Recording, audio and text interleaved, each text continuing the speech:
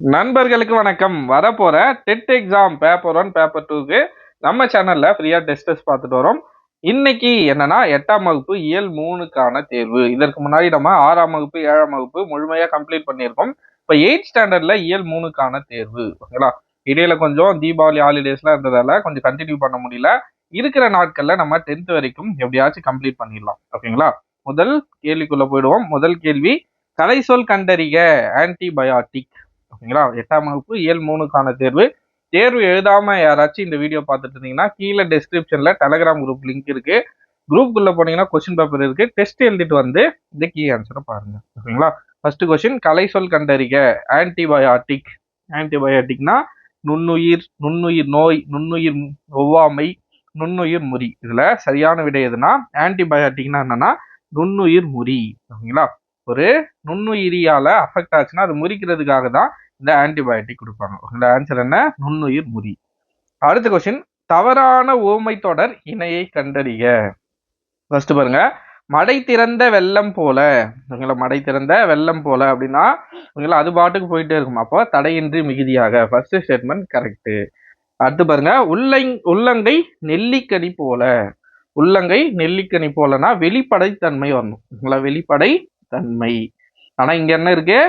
எளிதில் மனதில் பதிதல்னு இருக்கு. இது பசுமரத்தாணி போல அப்படின்னா தான் எளிதில் மனதில் பதிதல். அப்போ இரண்டாவது ஸ்டேட்மெண்ட் தவறு. மூன்றாவது ஸ்டேட்மெண்ட் பாருங்க. மூன்றாவது ஆப்ஷன், காக்கை உட்கார பனம்பழம் விழுந்தது போல, தற்செயல் நிகழ்வு. இதுவும் கரெக்ட். கிணறு வெட்ட பூதம் கிளம்பியது போல, எதிர்பாரா நிகழ்வு. இதுவும் கரெக்ட். அப்போ தவறான இணை எதுன்னு பார்த்தோம்னா உள்ளங்கை நெல்லிக்கனி போல என்பதற்கு இந்த எளிதில் மனதில் பதிதல் என்பதே தவறான இணை. அடுத்த கொஸ்டின் பாருங்க, வள்ளி படித்தனல் மகிழ்ந்தால் என்பது எதற்கு எடுத்துக்காட்டு? ஓகேங்களா? நமக்கு பெயரெச்சம் வினையச்சம் தெரியும். அதை தவிர இன்னொரு இருக்கிற எச்சம் என்னன்னா முற்றெச்சம். ஓகேங்களா? ஒரு வினைமுற்று எச்சப்பொருள் தந்து, ஓகேங்களா, எச்சப்பொருள் தந்து மற்றொரு வினைமுற்றை கொண்டு முடிந்தால் அது முற்றெச்சம். பாருங்க, வள்ளி படித்தால் அப்படின்னு முடிச்சிருந்தா அது அங்கே வினைமுற்றாயிட்டு இருக்கும். ஆனா இங்க என்ன? வள்ளி படித்தனல். ஒரு வினைமுற்று என்ன ஆகுதுன்னு பார்த்தோம்னா எச்சப்பொருள் தருது. ஓகேங்களா? எச்சப்பொருள் தந்து மற்றொரு வினைமுற்றை கொண்டு முடியுது. அதனால இது முற்றெச்சம். ஓகேங்களா? வள்ளி படித்தனல் மகிழ்ந்தால் என்பது என்னன்னா முற்றெச்சம். ஓகேங்களா? அடுத்த கொஸ்டின், செயலையோ காலத்தையோ தெளிவாக காட்டாமல் பண்பினை மட்டும் காட்டும் பெயரெச்சம். இப்போ எக்ஸாம்பிளுக்கு சிறிய கடிதம். புத்தகத்துல கொடுத்துருக்கிற எக்ஸாம்பிள் தான் சிறிய கடிதம். இந்த சிறிய கடிதத்தை வச்சு நம்மளால இது எந்த காலம் அப்படின்றத கணிக்க முடியாது. ஓகேங்களா? ஜஸ்ட் அது ஒரு சின்ன கடிதம் அப்படின்ற ஒரு பண்பு. சிறியதுன்றது என்னன்னா ஒரு பண்பு. ஸோ பண்பை மட்டும்தான் நம்மளால தெரிஞ்சுக்க முடியும். அதுவே பாருங்க, எழுதிய கடிதம். எழுதிய கடிதம். இதை பாருங்க, எழுதிய என்பது என்னன்னா இறந்த காலத்தை குறிக்குது. ஓகேங்களா? எப்பயோ ஒரு கடிதத்தை எழுதியிருக்காங்க. அப்போ காலத்தை காட்டுது. கடிதம் எழுதியிருக்காங்க அப்படின்ற ஒரு செயலையும் காட்டுது. ஓகேங்களா?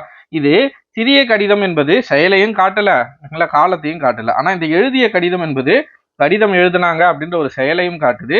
அதே மாதிரி எந்த காலம்? ஓகேங்களா? இறந்த காலம். எழுதிய கடிதம் எழுதிய என்பது என்னன்னா இறந்த காலத்தை குறிக்கிறது. அப்போ ஆன்சர் என்னன்னு பார்த்தோம்னா செயலையோ காலத்தையோ தெளிவாக காட்டினால் அது தெரிநிலை பெயரெச்சம். ஓகேங்களா? அதுவே செயலையோ காலத்தையோ தெளிவாக காட்டாமல் பண்பினை காட்டும் பெயரெச்சம் என்னன்னா குறிப்பு பெயரெச்சம்.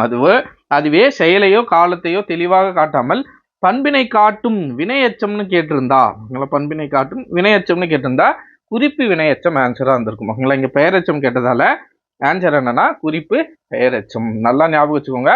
பண்பை மட்டும் காட்டினால் அது குறிப்புல வரும். ஓகேங்களா? அதுவே செயலையும் காலத்தையும் சேர்த்து காட்டினா அது தெரிநிலை. ஓகேங்களா? வெளிப்படையா வந்துச்சுன்னா அது தெரிநிலை. குறிப்பா ஒரு விஷயத்த மட்டும் நமக்கு தெரியப்படுத்துது, செயலையும் காலத்தையும் வெளிப்படுத்தலைன்னா அது குறிப்புல போயிடும். ஓகேங்களா? அடுத்த கொஸ்டின், தலைமை செயலகம் என்பது யாருடைய நூல்? இதையன்பு, எத்திராசலு, ரங்கராஜன், ராஜலட்சுமி. ஆன்சர் என்னன்னா ரங்கராஜன். சுஜாதா. ஓகேங்களா? அவரோட இயற்பெயர் தான் என்னன்னா ரங்கராஜன். ஓகேங்களா? அப்ப ஆன்சர் என்ன? Option C, Rangarajan. அடுத்த கொஸ்டின், மூளையின் வலது பகுதி ஆக்கிரமிப்பு அதிகமாக இருப்பவர்கள் கீழ்கண்டவற்றில் எதில் சிறந்தவர்களாக இருப்பார்கள்? கவிதை எழுதுவது, படம் போடுவது, நடனமாடுவது, மேற்கண்ட அனைத்தும். ஆன்சர் என்னன்னு பார்த்தோம்னா மேற்கண்ட அனைத்தும். மூளையோட ரைட் சைடு அதிகமாக உங்களுக்கு வேலை செஞ்சுச்சுன்னா அவங்க கவிதை எழுதுவாங்க, படம் பாடுவது, அதாவது ஆர்ட் சார்ந்த விஷயங்கள்ல, கலை சார்ந்த விஷயங்கள்ல ஈடுபடுவாங்க. வலது பகுதி ஆக்கிரமிப்பு அதிகமாக இருப்பவர்கள். அப்ப ஆன்சர் என்னன்னா மேற்கண்ட அனைத்தும். அடுத்த கொஸ்டின், மனித மூளையில் இருக்கும் செல்களின் எண்ணிக்கை என்னன்னு பார்த்தோம்னா மில்லியன், பில்லியன், ட்ரில்லியன், மேற்கண்ட அனைத்தும். ஆன்சர் என்னன்னா ட்ரில்லியன். மனித மூளையில ட்ரில்லியன் செல்கள் இருக்கு. ஓகேங்களா, அப்ப ஆன்சர் ட்ரில்லியன். அடுத்த கொஸ்டின், நடைமுறையில் உள்ள மருத்துவ முறைகளில் தவறானது எது? ஓகேங்களா, பாருங்க, சித்த மருத்துவம். ஓகேங்களா, இங்க சரியானதுன்னு வரணும். கொஸ்டின்ல தப்பா இருக்கு.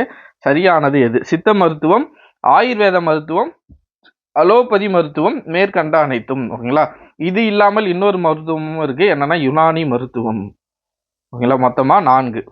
ஓகேங்களா, அப்ப ஆன்சர் என்ன வரும்னா மேற்கண்ட அனைத்தும். அடுத்த கொஸ்டின், நம் முன்னோர்கள் தாவரங்கள் மட்டுமல்லாமல் வேறு எவற்றை சித்த மருந்துகளாக பயன்படுத்தினர்? ஓகேங்களா, குறிப்பிட்டு சொல்லணும்னா உலோகங்கள் மற்றும் பாஷாணங்கள். ஓகேங்களா, புத்தகத்துல என்ன கொடுத்துருக்காங்கன்னா உலோகங்கள் மற்றும் பாஷாணங்களையும் அவங்க மருந்துகளாக முன்னோர்கள் பயன்படுத்தி இருக்காங்க. ஓகேங்களா, அப்ப ஆன்சர் உலோகங்கள். அடுத்து பாருங்க, தழைப்பாறு மிஞ்சினால் பற்பச்செந்தூரம் பாரே இக்கூற்று யாருடையது? அகத்தியர், தொல்காப்பியர், திருமூலர், சித்தர்கள். யாருடைய கூற்று? சித்தர்களுடைய கூற்று. ஆன்சர் சித்தர்கள். அடுத்து பாருங்க, மலரும் மாலையும் யாருடைய நூல்? இல்ல கவிமணி, சுஜாதா, ரங்கராஜன், மேற்கண்ட யாரும் இல்லை. ஆன்சர் என்னன்னா மலரும் மாலை என்பது கவிமணி தேசிக விநாயகனார் அவருடைய நூல். அடுத்த கொஸ்டின், சொற்பொருள் கண்டறிய ஓர்தல். ஓர்தல் அப்படின்னா என்னன்னா நல்லறிவு. ஓகேங்களா, ஓர்தல் என்னும் சொல்லுக்கான பொருள் நல்லறிவு. ஓகேங்களா, அடுத்த கொஸ்டின், நீலகேசியில் கடவுள் வாழ்த்து நீங்களாக எத்தனை சருக்கங்கள் உள்ளது? கடவுள் வாழ்த்து நீங்களாக 10 சருக்கங்கள் நீலகேசியில இருக்கு. ஓகேங்களா, சமண சமய கருத்துக்களை வாதங்களின் அடிப்படையில விளக்குற ஒரே நூல் எதுனா நீலகேசி. ஓகேங்களா, அடுத்ததுதான் இதுல 10 சருக்கங்கள் இருக்கு கடவுள் வாழ்த்து நீங்களாக. ஆனால் இன்னும் கூட இந்த நீலகேசியோட ஆசிரியர் யாருன்னு நமக்கு தெரியாது. ஓகேங்களா, ஆசிரியர் யாருன்னு இன்னை வரைக்கும் அறியப்படவில்லை. ஓகேங்களா, அடுத்த கொஸ்டின், பிரித்து எழுதுக இவை உண்டார். பிரித்து எழுத என்ன வரும் பாருங்க, இவை கூட்டல் உண்டார். ஓகேங்களா, இவை கூட்டல் உண்டார். அடுத்த கொஸ்டின் பாருங்க, மட்டு குணவை உண்ணாமல் வாரி வாரி தின்பாயல் திட்டு முட்டு பட்டிடுவாய் தினமும் பாயில் விழுந்துடுவாய். மேற்கண்ட வரிகள் யாருடையது? ஓகேங்களா, வாழ்வியலுக்கு கரெக்டா பொருந்துற மாதிரி, எளிமையான மக்களுக்கும் பொருந்துற மாதிரியான வரிகள். இதோடைய ஆசிரியர் யாருன்னு பார்த்தோம்னா சுரதா, ரங்கராஜன், தூ அரங்கன். ஆன்சர் யாருன்னா கவிமணி. ஓகேங்களா, தேசிக விநாயகனார் தான் இந்த பாடல் வரிக்கான ஆசிரியர். ஓகேங்களா, அடுத்த கொஸ்டின், சொற்பொருள் கண்டறிக கூற்றவா.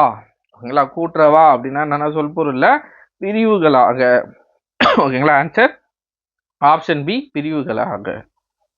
அடுத்த கொஸ்டின், போர்த்தற்கு அரும்பணித்தாம் இவை அப்பணி இவ்வரிகள் இடம்பெற்றுள்ள நூல் எது? ஓகேங்களா, இது அந்த பாடல் வரி படிச்சிருந்தீங்கன்னா ரொம்ப எளிமையாவே இது என்ன வரி, எந்த நூல்ல இருக்கிற வரின்னு நீங்க எளிமையா கண்டுபிடிச்சிருக்கலாம். என்னன்னு பார்த்தோன்னா நீலகேசி. ஓகேங்களா, இப்போ நீங்க ஓரளவுக்கு நம்ம ஒரே டெஸ்ட் பார்க்கறதால இது நீலகேசியா இருக்கும்னு ஈஸியா கெஸ் பண்ணிருப்பீங்க. அதுவே மொத்தமா நீங்க படிச்சுட்டு டெஸ்ட் எழுதும்போது உங்களுக்கு கன்ஃபியூஸ் ஆகும். ஓகேங்களா, எந்த நூல்னு கன்ஃபியூஸ் ஆகும். ஸோ பாடல் வரிகளையும் ஒரு முறை படிச்சு வச்சுக்கோங்க, அதில் இருந்து கூட கேள்விகள் இடம்பெறும். அடுத்த கொஸ்டின், கீழ்கண்டவற்றில் கவிமணி இயற்றிய நூல்களில் தவறானது எது? பாருங்க, தவறானது எது? ஆசிய ஜோதி, மருமக்கள் வழி மான்மியம். ஓகேங்களா, இதுல கடவுள் பிறந்த கதைன்னு இருக்கு. ஆக்சுவலா ஆன்சர் என்னன்னா கதர் பிறந்த கதை. ஓகேங்களா, கதர் பிறந்த கதை. ஆனா இங்க தவறா கடவுள் பிறந்த கதைன்னு இருக்கு. அப்போ இதுதான் தவறு. உமர்கயாம் பாடல், இதுவும் கரெக்ட். அப்ப ஆன்சர் என்ன? கடவுள் பிறந்த கதை என்பதே கவிமணி இயற்றிய நூல்கள்ல தவறான நூல். அடுத்த கொஸ்டின், நோய் நாடி நோய் முதல் நாடி இவ்வரி யாருடையது? நம்ம பார்க்கும்போதே ஓரளவுக்கு கெஸ் பண்ணியிருப்போம் அவையாரா இருப்பாங்களோ அப்படின்ற ஒரு டவுட் கூட வந்திருக்கும் நிறைய பேருக்கு. பட் நோய் நாடி நோய் முதல் நாடி என்பது திருவள்ளுவருடைய கூற்று. அவர் எழுதின குறள் தான் இது. நோய் நாடி நோய் முதல் நாடி. அடுத்த கொஸ்டின், மூளைக்கு ஒரு நிமிடத்திற்கு எவ்வளவு குருதி தேவைப்படுகிறது? 400 மில்லி. ஓகேங்களா, 600. இதுல ஆன்சர் என்னன்னா 800 மில்லி. ஒரு நிமிடத்திற்கு நமக்கு மூளைக்கு, மனித மூளைக்கு 800 மில்லி ரத்தம் குருதி தேவைப்படுகிறது. அடுத்த கொஸ்டின் பாருங்க, சுஜாதா இயற்றிய நூல்களில் தவறானது எது? என் இனிய எந்திரா, மீண்டும் ஜீனோ, அடுத்ததா தூண்டில் மீன்கள்னு இருக்கு. ஆன்சர் என்னன்னு பார்த்தோம்னா தூண்டில் கதைகள். ஓகேங்களா, சரியான நூல் அவர் இயற்றிய நூல் எதுன்னு பார்த்தோம்னா தூண்டில் கதைகள் என்பதே. ஓகேங்களா, அப்போ தூண்டில் மீன்கள் என்பது தவறு. ஸ்ரீரங்கத்து தேவதைகளும் அவர் இயற்றிய நூல் தான். ஓகேங்களா, அப்போ தவறானது எதுன்னு பார்த்தோம்னா இந்த தூண்டில் மீன்கள் என்பதே. ஓகேங்களா, அடுத்த கொஸ்டின், பாடுகின்ற பாடல் சொற்பொருள் சொற்றொடர் எந்த காலத்தை குறிப்பிடுகிறது? பாடுகின்ற ஓகேங்களா, நம்ம ஈஸியா கிறுகின்ற ஆனின்ற இது வந்தாலே ஈஸியா கண்டுபிடிச்சிடலாம். கிறுகின்ற ஆனின்று ஓகேங்களா, வந்தா என்ன காலம்? நிகழ்காலம். ஓகேங்களா, கிறுகின்ற வந்தாலே நிகழ்காலம். அதுவே இத் இட் இர்ரின் இந்த இடைநிலைகள்லாம் வந்தா ஓகேங்களா, இத் இட் இர்ரின் இது வந்தா என்ன காலம்? இறந்த காலம். ஓகேங்களா, அதுவே இப்பு இவ்வு இக்கு ஓகேங்களா, இந்த 3 இடைநிலைகள் வந்தால் இது எதிர்காலம். ஓகேங்களா, அப்ப பாடுகின்ற கின்ற இருக்குங்களா, இது என்ன காலம்? நிகழ்காலம். ஓகேங்களா, இப்படி கூட கேள்விகள் கேட்கலாம். காலத்தை வைத்து கூட கேள்விகள் இடம்பெறலாம். அடுத்த கொஸ்டின் பாருங்க, எழுதி வந்தான் என்பது எவற்றிற்கு எடுத்துக்காட்டு? ஓகேங்களா, எழுதி வந்தான் இதுல நமக்கு காலம் வெளிப்படையா தெரியுது. ஓகேங்களா, பாருங்க வந்தான் இட்டு வருதுங்களா, அப்போ இட்டு வந்தாலே இது என்ன காலம்? இறந்த காலம். ஸோ காலம் நமக்கு தெரியுதுனாலே அது தெரிநிலையில தான் இருக்கணும். ஒன்று தெரிநிலை பெயரச்சமா இருக்கணும், இன்னொன்று தெரிநிலை வினையச்சமா இருக்கணும். இது பெயரச்சமா வினையச்சமா எப்படி நம்ம எளிமையா கண்டுபிடிக்கிறதுன்னு பார்த்தோம்னா, ஃபர்ஸ்ட் பாருங்க எழுதி ஓகேங்களா, சவுண்ட் எதில் முடியுது? ஈல முடியுது. அப்போ ஈலையும் ஊலையும் முடிந்தால் அது வினையச்சம். ஓகேங்களா, ஈலையும் ஊலையும் முடிஞ்சா அது வினையச்சம். அதுவே ஆலையும் உம்முலையும் முடிஞ்சா அது பெயரச்சம். ஓகேங்களா, ஆ உம்முல முடிஞ்சா பெயரச்சம். எழுதி அப்போ எழுதி ஈல முடிஞ்சிருக்குங்களா, அப்போ இது என்ன எச்சம்? வினையச்சம். அப்போ நமக்கு ஆல்ரெடி தெரிஞ்சிருச்சு இது காலத்தை காட்டுறதால தெரிநிலையில தான் வரும்னு. அடுத்ததா எழுதி என்பது வினையச்சத்தை குறிக்கும். அப்போ ஆன்சர் என்னன்னா தெரிநிலை வினையச்சம். ஓகேங்களா, அடுத்த கொஸ்டின், கலை சொல் கண்டறிக. மில்லட்ஸ் அப்படின்னா என்ன? கேழ்வரகு, கம்பு, சோளம். சிறுதானியங்கள் என்பது மில்லட்ஸ் அப்படிக்கான மில்லட்ஸ்ன்றதுக்கான சரியான தமிழ் சொல். ஓகேங்களா, அடுத்த கொஸ்டின், பின்வரும் கூற்றுகளில் சரியானது எது? ஓகேங்களா, நீலகேசி. இது நீலகேசி ஐஞ்சிறுகாப்பியங்களுள் ஒன்று. ஆமாம். சமண சமய கருத்துக்களை வாதங்களின் அடிப்படையில் விளக்குகிறது. ஆமாம், ஆல்ரெடி நம்ம இதை சொல்லிட்டோம். நூலின் ஆசிரியர் பெயர் அறியப்படவில்லை. ஆமாம், நூலோட ஆசிரியர் பெயர் இப்போ வரைக்கும் நமக்கு தெரியாது. ஓகேங்களா, அப்போ இந்த 3 ஸ்டேட்மெண்ட்டும் கரெக்டா. அப்போ ஆன்சர் என்னன்னா அனைத்தும் சரி. ஓகேங்களா, அவ்வளவுதான் ஃப்ரெண்ட்ஸ். இந்த 25 கேள்விகளுக்கு எத்தனை கேள்விகளுக்கு சரியாக விடையளிக்க முடிந்தது அப்படின்றத கீழே கமெண்ட்ல மறக்காம சொல்லுங்க. கமெண்ட் பண்ணீங்கன்னா உங்களோட ப்ராக்ரஸை நீங்களே செக் பண்ணிக்கலாம். ஓகேங்களா, இந்த வீடியோ சார்ந்த கருத்துக்களோ பதிவுகளோ எதுவாக இருந்தாலும் கீழே கமெண்ட்ல மறக்காம சொல்லுங்க. நாளைக்கு வீடியோல சந்திப்போம். நன்றி.